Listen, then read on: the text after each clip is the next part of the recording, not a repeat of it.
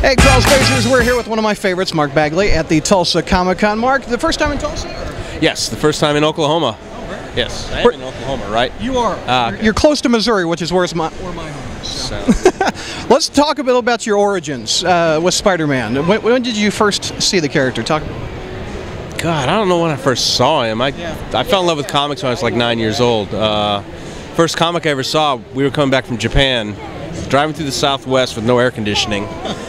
Me, two of my brothers, and my dad, and he stopped in this place and picked up warm Dr. Peppers and comic books. And it was the Superboy comic with the Kryptonian dragon on the cover. They made a model of that years ago, and as I think now, I think I fell in love with him then, and just off the spinner rack, probably. Yeah, and dusty old spinner rack. I got 5 brothers and a sister. None of them are into comic books, so yeah. Well, at least they didn't read them tearing up for you. No, they didn't do that. I mean, we took my twin brother Mike to see the Avengers movie. He came out of the movie and asked me who the guy in the hammer was, with the hammer was. They really have no clue about comics. Yeah, exactly. Yeah. Now, you have a historic beginning with the 1983 Marvel tryout book. Yes. You essentially won the Marvel lottery, I guess. Basically, I did. Yeah, and it's good moral to that story is I didn't buy the book. I wasn't going to buy it. I thought it was a gimmick, and the comic book store owner gave it to me.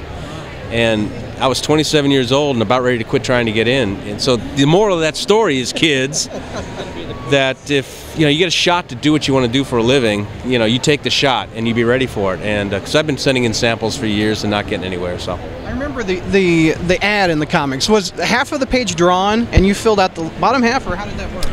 It was a full size. It came in pages size, a book this size, and it was done in sections. And it started as a complete comic, 5 pages, and then it dropped out like the coloring. And if you were a colorist, you would do the coloring. And then it dropped out the inking, and then so it all was pencil pages, so you would ink. And then there were blank pages with plot, which for the penciler, and so I drew those. So you didn't find out if Wikipedia is correct. You went up to Jim Shooter and he told you won. Is that how it worked? No. Wikipedia, trust me, is wrong. I love drawing Captain America. There was something else weird on Wikipedia about me too, but I can't be bothered to change it. I got a phone call in the evening one night. My wife wasn't home, and it's like I get this phone call like 6 months after the contest was over. It's like, Mark Bagley, yes, this is so and so from Marvel, and you won the trial contest. And Publishers Clearinghouse. Yeah. And I was like going crazy, but I didn't hear anything for like 9 months or 6 months, something like that. And Jim Shooter came to town, to Atlanta, for a convention. I live outside Atlanta, and so I went into town, and I hunted him down, and he actually remembered the contest, well, my name from the contest, and said, "It's okay, it's okay." It's fine. I was like, "Yeah, I haven't heard anything." So he said, "We really feel bad about this." I said, "We'll get you up to New York. You can meet the editors, do this sort of thing." And I was so young and naive. I'm like, "I can't afford to fly to New York." And he's like, "No, young man." He's like this tall. He's like, "No, little boy, we'll take care of you. We'll fly you." So, but that. And first time drawing Spider-Man, was it Amazing 345, or was it something earlier? I did some fill-in issues on WebOf. Did 2 fill-in issues on WebOf, and I did a couple of annuals. They were really, really bad, but Most of the annuals weren't the greatest. No, I'm just talking about the artwork. I mean, okay. I had a lot of room to improve, so it's a learning experience. You came off following 2 of the most popular Spider-Man artists of all time, McFarlane and Larson. What was that like? You were a young kid, Well, at that point I was 30, so I was 29, 30, something like that. Maybe 32. It was 90. Early 90s. Yeah, early 90s, and it really wasn't bothering me. Eric had it tough because they compared him totally with Todd, and he sort of came in and did his thing, but it looked similar to Todd's, and at least a lot of the fans thought so. I wasn't worried about it. I just went in and. Because my guys were like, Gil Kane and John Romita and John Buscema, and so I just came in and I looked at what they did, a lot of their panel layouts and things like that. That's how I try and stay current, is I look at what other people are doing, the new guys, and so I just put my own riff on it, and everybody seemed to really like it. You had a again, I'll go by Wikipedia. No, you didn't. You had a hysterectomy. That's according to Wikipedia. Right. Okay. Amazing 351 to 415. That's a very historic. Sounds about right. Yeah. And what made you stop about 415? The Clone Saga was full effect. Yeah, I'd had my fill of crossovers. The thing about Amazing Spider-Man at the time was there was Web of and Spectacular and Adjectiveless, and we were doing these crossovers, stories that went through all the books at the same time, and I just got sick to death of not starting a story or finishing a story, just doing a piece. Romero was part 2, weren't you? Web and then Amazing, and then... No, I was quite often part 1, but it was, I think it shifted, it moderated, but plus I had my fill of it, and so. What brought you back in 2000? To Ultimate Spider-Man? It's funny, I was doing Thunderbolts at the time, and I got a phone call, and I knew that at the time, the editor-in-chief of Marvel, Bob Harris, who denied to this day, wasn't crazy about my stuff and wasn't a fan, and so I was having trouble getting looked at for other stuff. And I got a phone call from Bob Harris or somebody in his office saying they had this thing. It wasn't Ultimate Spider-Man at the time, it was something else, and it's going to be a 6-issue miniseries by this writer I'd never heard of, and they wanted me to do it. It's going to be a reboot of Spider-Man in a different way. And they'd just done John Byrne's Year 1, Chapter 1, which, kind of landed like a fart in church, and a couple other gimmicks, and I declined it. Yeah. And then they called back, and I declined it again. And then they called back, and it was Bob Harris's time. And he said, look, you either take this or forget any extra work, because I was always sort of looking. I can do more than a book a month, so I was always looking for the stuff to fill in the time, and I said okay. Because turns out Bill Jemas was a huge fan of my stuff. He had edited me on a trading card series years before, which I couldn't have told you that to save my life. But he was the one insisting to have me on this book, which I'm very grateful for. So that trading card set was beautiful. Thank you. A historic run. You beat Kirby and Lee for 111 issues. Is that right? We did 113, I think. I'm off by 2. Yeah. Well, no, I think we did 113. Okay. I think it might be 111, but I'm old. You beat the record, though. I did. We beat the record.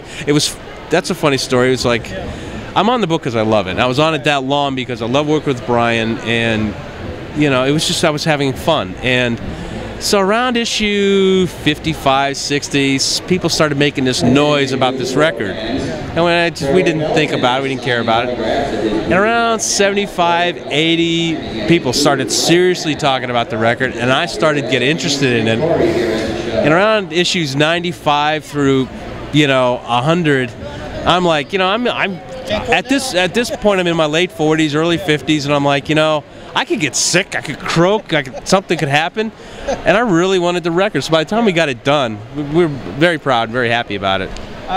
Again, let's see if Wikipedia is true. First online Spider-Man webcomic. Yes. Back in the 90s. What was that like? It was... on dial-up, probably. It was different. Yeah, well, I never saw it online because I don't think I was online at the time. You had to be an American Online subscriber or something. That's possible. I don't even know. But it wasn't a very fulfilling experience. And in the late 90s, early 2000s, merchandising, your art was on so much merchandise. I have a trash can in my spider shrine of you. What's it like to be like on trash cans and bed sheets? It's, for about 6 or 7 years, the corporate image of Spider-Man was mine. They moved on to like movie images and stuff, which is fine. But I don't make any money from it or anything, but it's kind of, no, Christ, if I did it, I wouldn't be here, I'd be too rich. But it was cool. I mean, everything. And the one time I was creeped out by it was we were walking through a Target, and I look over and there's little girls' underoos. It's on the front of a little girl pair of underoos. I was just like, that's a little creepy. So I think even Band-Aids and trash cans and bed sheets, etc. We've got, I asked people on our message board from around the world. They came through. I had to shut the thread down in a day. You had 20 plus questions in one day. So we all love you. And this is from Puny Parker, that's his handle. What's the experience with Brian Bendis like? It's great. It's like sleeping with a lover. Whoa. I was joking, okay? No, he completes me. He had me at hello. He's a great guy to work with. He loves what he does, and he loves what I do. So Spider Alex Man, he says he's a big fan of your work. What's your relationship with your writers? What's it been like? And have they let you have much freedom to be creative in the panels, or have they been more specific with what they want on the page? Generally, yeah. Writers have they give you the flexibility. There's always the pain in the ass, you know, who just does it, and you don't work with them for very long. I won't. Brian, the best guys you work with are the guys who collaborate and realize that your job is the visual storytelling. As long as you give them at the end, you know, A, B, C, and D. As long as you end up A and D are the same, usually B and C don't matter how they work out. You must love Ben just because you worked with him for the records. Well, yeah. Scarlet Spider, you recently did a variant cover for the Scarlet Spiders almost 20 years after. Do you think the Spider-Ben suit still holds up, or is it a product of the 90s? Personally, it's my favorite suit. Sorry, but I'd never liked the Spider-Ben suit. Scarlet Spider? Yeah, the Scarlet Spider-Ben with the blue hoodie and the pouches everywhere. And that's. Have you seen their cosplayers everywhere with it? Oh yeah, I know it's nostalgia and everything. And Tom Lyle designed it, and I love Tom Lyle. He's a friend of mine. But we had there was a contest basically to design this alternative costume, and the parameters were, you know, we don't really want it looking like a superhero costume. Like a hoodie. And I just couldn't even wrap my head around it. So you know. You were often called the John Romita of the 90s and the 2000s. Does it feel weird or surreal to be compared to such a legendary artist? It really pisses John Romita Jr. off. That's what I'll tell you. Senior. Yeah, you know, it's an honor. I mean, I know to a lot of people, I'm their Spider-Man artist, but you know, John Romita's done almost as much as I had. Junior has done almost, and he's a terrific artist, and everybody's got their taste. How much does he have to pay you to come back to Amazing?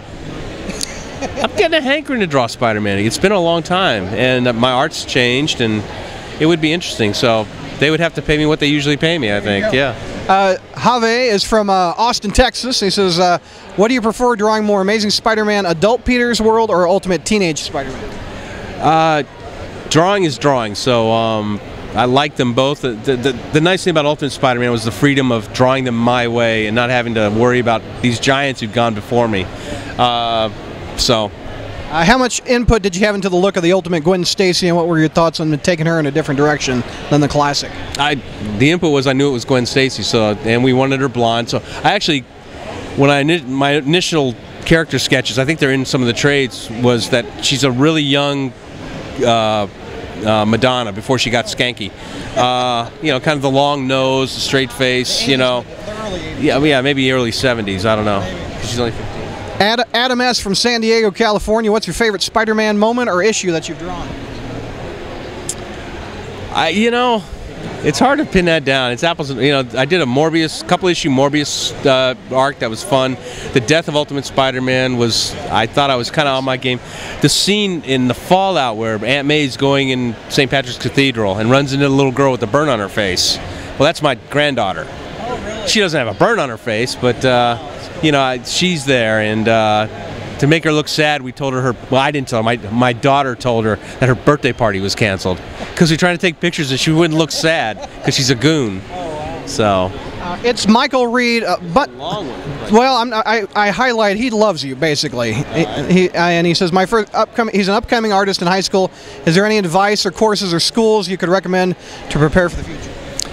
Well, my advice is stick your ass in the chair and draw, and study the craft. Study guys who are really good at this, how they do storytelling. There's books on it now. If you want to go to school for it, you know, there's the Kubert School and there's SCAD, but you know, I don't even know if I recommend that. I mean, I took fine arts. I figured what I could learn about comics, I would learn from comics. I took fine arts so I could learn how to draw really well and kind of branch out from just doing stuff, because you got to draw trees and you got to draw houses, you got to draw cars.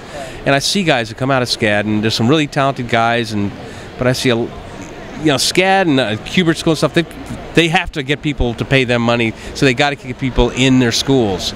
So it's a tough thing. They've got a conflict, I think. We've got Web Century from England.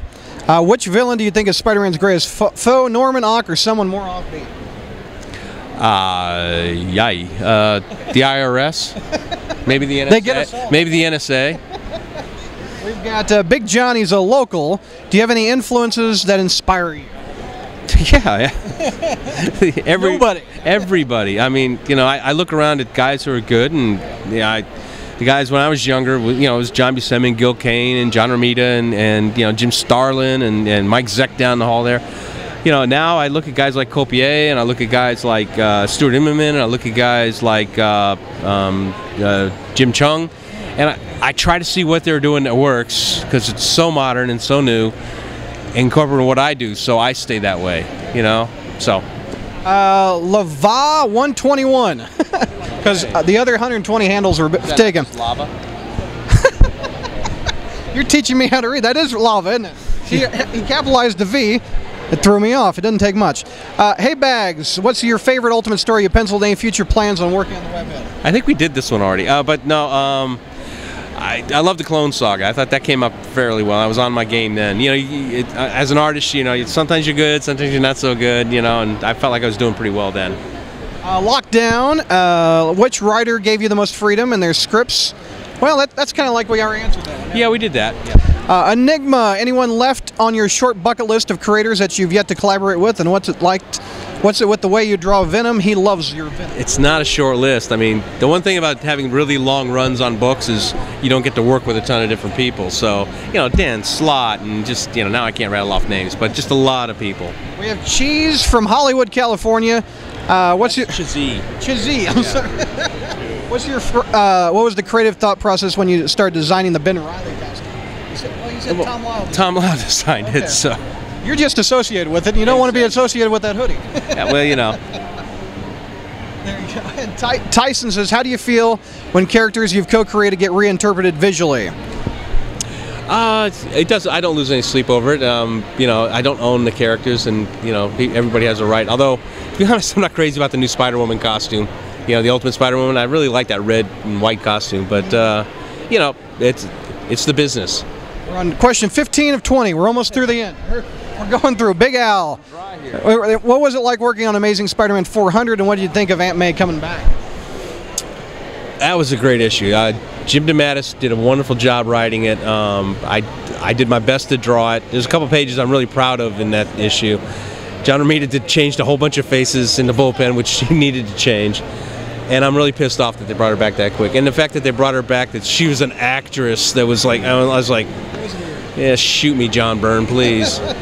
What was it like working on the Death of Doc Ock storyline? I didn't work on that storyline. That's what you thought? I don't know. What's it like co-creating Carnage back in the day? How does it feel to have him become a staple of the Spidey mythology? If I'd have known he'd have been so damn... I've been drawing him so long, I made him easier to draw. He's a real pain in the ass to draw, to make him look like anything, because he's just this swirly thing, and you know. But it was fun, and I'm amazed that he's still around, and you know, it's nice. The Carnage is probably answer to the most challenging villain. What about supporting character that you enjoy drawing the most? To the Spider-Man universe, I love drawing the Kingpin. Yeah, that fight scene where he was mocking him in Ultimate was great. It's hilarious, and you know, I just love drawing it. And that's the first time I went online looking for photos, because I had trouble drawing.